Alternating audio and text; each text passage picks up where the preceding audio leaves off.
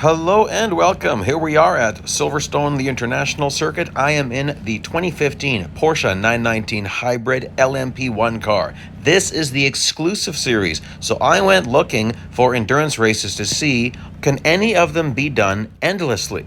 And if you're not familiar with that, just hang on. Tilt B controls. All assists must be off. I am going to hire the crew, well, minus the engineer. I don't need him. I'm using steering sensitivity 0. We'll talk about all those things a little bit later. This first lap, the bots are really slow, and you really need to get through this fast. Endless endurance racing is a totally different type of endurance racing, and so I actually had to do a decent amount of training at this track in this car. This car is deceptive. At lower speeds, man, it can snap loose. And off track, this car is not friendly. This is not a good off-track car. And that might sound crazy, like why would it be an off-track car? Well, I need to cut something here to make endless work. So I'm going to cut the Vale chicane, and like even there, just loose all over the place. And then we're going through club, and we're going to go through the different corners here. This section here can be very fast. Here I can't. Well, actually, he was ahead of me. So now this village corner, this is where I've really got to take it easy, tiptoe around that, full throttle there. By the way, what do you call this corner at the International Circuit? Like, part of that is Chapel Curve. So do we just call it Chapel Curve? If you know, please let me know. I actually did a little bit of research, and all the different maps I see, they don't really have it labeled differently. So maybe we just call it Chapel Curve, but it's not really Chapel Curve. It joins Chapel Curve, but it's like 90 plus degrees, and Chapel Curve is not. Like Chapel Curve, you're always full throttle through Chapel Curve. You're getting back in the throttle during Beckett's Complex and Silverstone Grand Prix Circuit. So, you're going to see me taking this. This is changes. I love endless endurance racing because the bots change so much throughout the race. They get more and more and more difficult until they're faster than fully upgraded. And that's where the challenge comes in. So, this car, you can really get in trouble. And that's why I had to do some training, because I kept getting into a lot of trouble in this car. I'd go flying off track. You get off track and the grass just grabs this car. I'd say it's a very realistic feel, actually, because off-track driving should be very difficult in a car like this. It should be horrible, and it is. You get off track on this thing and you lose. Oh, I tagged that wall. That can happen. Got to be careful. Like I said, it can snap out on you, and so if you're not taking that corner properly as far as your throttle points and your race line or your trajectory, it will snap loose and you'll smash into that wall. Now, arguably, that should have damaged me. You can get away with a lot of side contact in this game without it actually damaging you.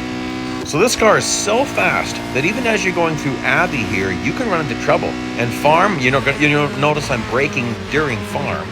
And then it's funny because there's a section here that would be loop, but I don't think it's right to call that loop corner anymore. Maybe it is, but loop is like 180 degrees or like 170, 160. Anyway, we'll just go with it. This is Stowe. We know that. The Vale chicane. I'm almost taking the road here. Like it's not. I'm not. Oh, I really didn't do good there. I decided to keep it straight, because to correct how far off track I was at that point, I had too much speed. To correct that, I would have gone wildly sideways and lost all sorts of time. So I just kept it straight. So everything you see me doing, extremely purposeful. Ooh, I really had to take that in stages. I didn't get into that corner very well. Heading into Stowe, so watch on the right. There's a large, I think it's like a billboard or a banner there. I think we're looking at the back side of it. That's become my braking point. Back in update 8.0, they took away 2 overhead banners we had going down that section heading to Stowe, going down Hanger Straight. And that really messed a lot of us up. And we don't have proper braking markers like, 200, 150 as far as those markers on this track. So it leaves you trying to find a visual. And again, if you watch, check this out. This is crazy. That's how close I'm getting to that wall sometimes, guys, to maximize my corner. Look at this. Huge side draft. So watch that thing disappearing on the right. Right when that's disappearing, that's my braking point. My acceleration point is right when I'm getting to the curb. and my braking point for Vale was back there at the overhead banner. Whoa, I risked getting tagged. So you really got to set up corner one here, set up Abbey, so you don't end up in trouble. Ooh, I went a little bit off track. You really got to set this up. And here, if you're not careful, you see, we can get, bots take corners very badly, and that's where we get our gains. Now, steering sensitivity 0, that's a personal thing. I was at steering sensitivity 10 back in 2016, and now 0 feels comfortable for me. And I only lowered it a tiny bit at a time when it felt natural. 0 gives you a little more control because you're tilting your phone a lot more, or your device, but the input is more steady, I find. So there's a little bit less chance of your car snapping loose, but if you're racing on steering sensitivity 8, don't go down to 0. Maybe go down to 6 and give that a try. I would recommend never going down more than 2 notches. So with so little off-track driving, could you do this with assists? No. Maybe steering assist low, but it's gonna fight you when you're off track. Definitely, brake assist, traction control must be off. You've got to race this far too aggressively. I am driving this hard, really hard. In fact, I was recording this, and my wife, when I was done, she said, "Wow, that sounded pretty intense." You're going, like, this is intense. I mean, I'm racing this at a very high level, and because I want to see the earnings. So, wow, check it out, hey? Here we go. There's the endless train. This is what happens after you pass 42 cars. Now, in one of my earlier tests, I was taking 2 cuts. And what's interesting at this track when you take 2 cuts is your lap times become so strange. Like, the lap times are shorter, but your earnings aren't necessarily better. That's a little bit complicated, but the bots would start crashing, which actually is bad for endless endurance racing. You need them a little spaced out. So here's where I would be cutting. But what I found is this car is so loose off track that I found it better to stay on track, heading to Chapel, what I'm calling Chapel Curve there. I found it was actually better to stay on track because I could stay in control. And of course, you're getting earnings the whole time you're on track. I think it was actually better. So off-track cut, sometimes you shave a bit of time, but you're sacrificing earnings. That's the penalty that we accept for the ability for endless endurance racing. The developers have no problem with this. They put my videos showing this type of racing right in the game. So this is something you're allowed to do. So this is what I find so funny. All sorts of people complain that EA games are pay to play, yet they get mad at me for doing this. Make up your mind. So this is how you get around pay to play. You do this on 100% bonus fame day with the agent hired. You are getting quadruple the fame, 4 times the fame. You do this on 180% bonus fame day with the manager hired. By the way, we're going to warp ahead here. 180% bonus R day with manager hired, 5.6 times your regular earnings. Yes, it's true. And so that's really awesome. That's when this type of race pays off. And I'm going to show you my earnings per minute because that's what's so important. And I'm showing you here, I got into a little bit of a gap here, and then you can end up getting in trouble. Now, I've kept my clock really full. So if I have a whole lap without a car, or 2, I'll be okay. There they are. Sometimes it just happens. Bots sometimes get tangled up. Watch this guy. He's really racing me hard. And what's interesting is he did give me the line. Did you notice that? If you're watching, you're going to notice that sometimes bots get out of my way. If you've got the line, they usually give it to you. So here I'm squeezing him into the braking zone. I really didn't, it was a horrible place to overtake, but I kept pressure on him, and then he brakes early, so I get a decent drive out of the corner. It wasn't great, but it's decent. Same here. This guy's in the wrong spot. I'm going to have to short brake, and so I can take this without getting into a lot of trouble. Ooh, boy, that was kind of close, eh? Let's warp ahead a little bit more. I'm going to go a good distance here. To get the earnings I showed in my thumbnail, you got to go far. Oh, this is awesome. I set up a wonderful overtake here. So I got into him there. I hate doing that. So here I set up a nice overtake. Check it out. Overtake him. Bots never drive where I just drove. Did you know that? Bots will never drive there. It's a wonderful overtaking zone. I don't know why they don't drive there. It's not off track. Like, I'm perfectly allowed to drive there during a time trial. I always do.